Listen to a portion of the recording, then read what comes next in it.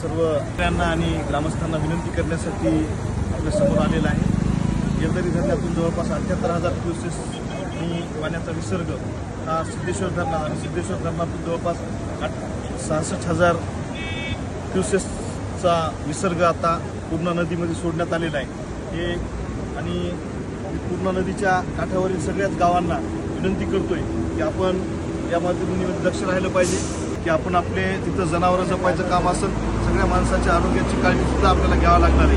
मी त्या निमित्तानं आपल्याला विनंती करतो की आपण या 4 दिवसामध्ये प्रचंड मोठ्या प्रमाणावर अतिवृष्टी 28 पासून ते 2 पर्यंत हवामान खात्यानं सांगितलेली आहे। आपण सगळेजण लक्ष राहसान ही अपेक्षा मी तुमच्या सगळ्याकडून बाळगतो। मी आपल्याला पुन्हा एकदा विनंती करतोय की आपण पाठीमागं बघा की खूप मोठ्या प्रमाणावर पूर्णा नदीतून पाणी आपल्याकडे येत आहे। फक्त पूर्णा नदीच नाही, आजूबाजूच्या सगळ्या नद्या नाल्या याच्यामधून पाणी खूप मोठ्या प्रमाणावर आता वाहत आहे। सगळ्या नद्यांना पूर आलेला आहे। आपण सगळ्या नागरिकांनी पुन्हा एकदा मी कळकळीची विनंती करतो की आपण काळजी घ्यावी, आपल्या जनावरांच्या बाबतीमध्ये आपण काळजी घ्यावी, आपण जे पशुधन आहे ते वाचवता आलं पाहिजे, यासाठी आपण सगळ्यांनी मिळून प्रयत्न करावे। धन्यवाद।